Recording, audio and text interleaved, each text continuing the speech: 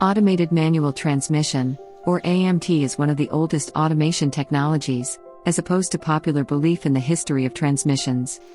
This transmission is now finding its way back into the markets, as a budget transmission solution, ever since the DCT transmission took over the game a few years ago.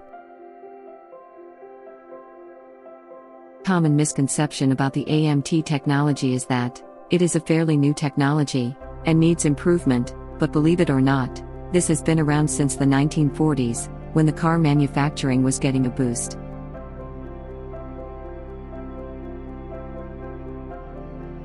Although it is not technologically advanced as its other cousin, DCT, or a dual-clutch transmission, AMT has its benefits too. The Hudson Commodore is an automobile which was produced by the Hudson Motor Car Company of Detroit, Michigan between 1941 and 1952. It is in 1942, the cars received a facelift.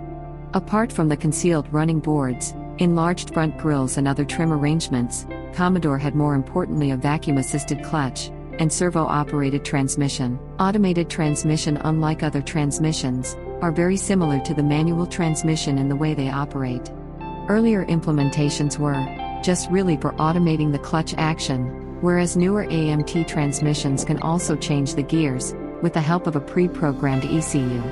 In modern transmissions, ECU sends the signal to initiate the gear change, based on the speed, RPM and other readings, from various sensors to ensure seamless gear change. The methods of clutch actuation can be done through various ways such as hydraulic, electric, or a combination of hydraulics and electronics, or even electromagnetic. Back to the story. The Hudson Commodore made use of the vacuum-assisted clutch system, whereas in 1955, French company Citroën introduced the Model DS, which had a 4-speed transmission, where clutch actuation was done via hydraulics. From here onwards, many automated manuals began to appear on the roads.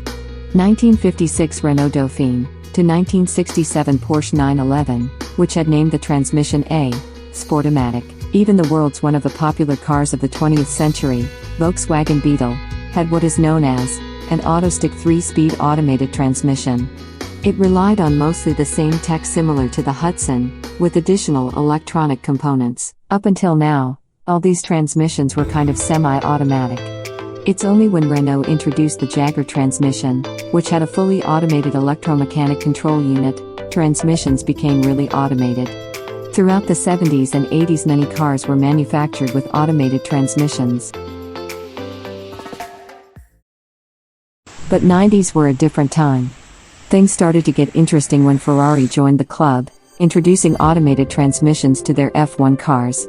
The Ferrari 640 had a 7-speed paddle shift unit. This is when many companies started working on this tech rigorously.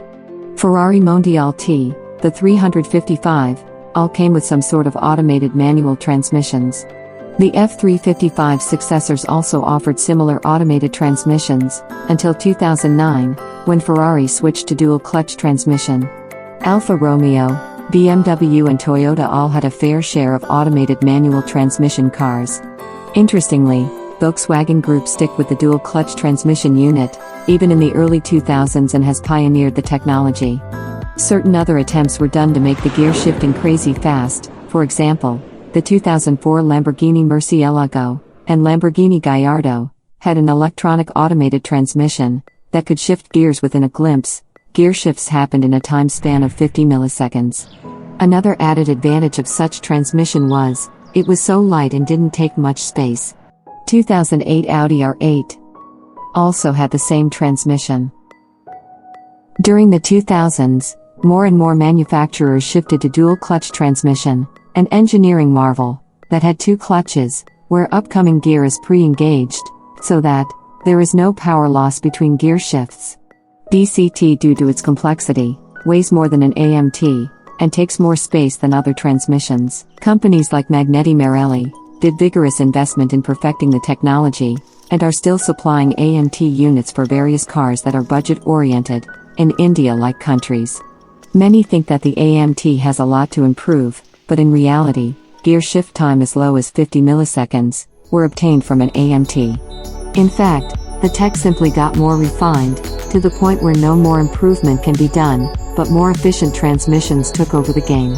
Sure, current consumer AMTs might not be as fast as the unit in the Lamborghini, but it is a tried and proved technology. Recently Mercedes-Benz has shown its concept car, where they tries to prove the fact that it is the feedback from the car that makes us humans happy and engaging.